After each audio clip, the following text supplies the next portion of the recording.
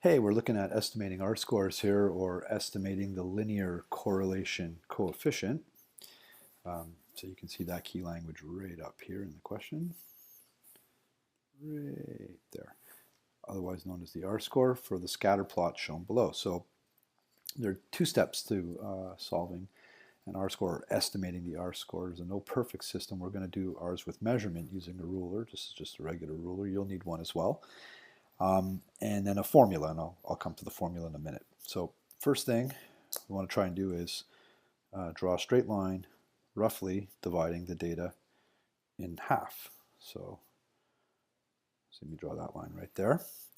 And that roughly cuts the data into two sections. And really what it's going to also do is allow us to use it as a baseline for drawing our rectangle. So to draw that rectangle now, I'm going to draw the ends of the rectangle. And I'm going to bring that ruler right out and try to get it as close as I can. And I'm eyeballing here, but I want to try and get it as close as I can to 90 degrees. And I want to try and just touch the outside of that first dot on the correlation coefficient scatter plot, and come up here and do roughly the same thing here. Oh, that's a little bit too, and there we go, right to the outside of the dot. And like I said, you can see trying to make it at 90 degrees and trying to just touch the outside. And then I'm going to bring the ruler back to the center line and I'm going to slide it out until I just, same deal, touch the outside edge of the furthest point that way, and then again this way out here. And so that becomes my rectangle. And the rectangle then has to be measured. We're looking for two measurements. We're looking for the length of the rectangle and we're looking for the width. So make sure on your ruler that you line it up right at the 0 to get that outside line. And when I do that, look very carefully, you're going to see I come to about 10.2 here. And when I come across the width of it, I come to almost exactly 4. So the length, the long side is 10.2 and the short side is 4. And now I've got to go ahead and do two things. One, I'm going to get my formula, and I'm going to get my calculator, because I'll have to crunch some numbers afterwards. So I'll put this on the side for now. So the formula goes like this.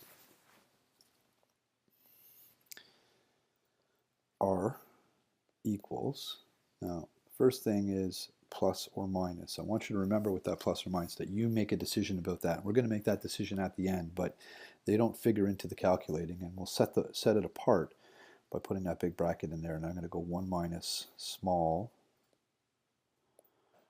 over big.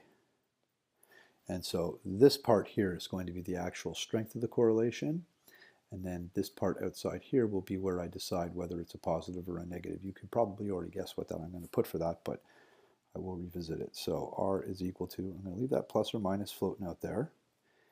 There's that number 1. Now I'm going to go ahead and put in my numbers. Small is the 4 and the big is the 10.2. So 4 over 10.2.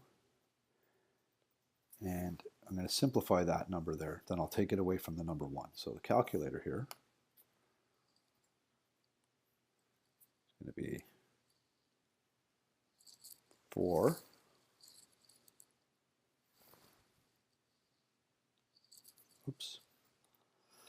4 divided by 10.2, and that's going to come to 0.392, so 0.39, say. Clear that up. So R is equal to plus or minus 1 minus 0.39.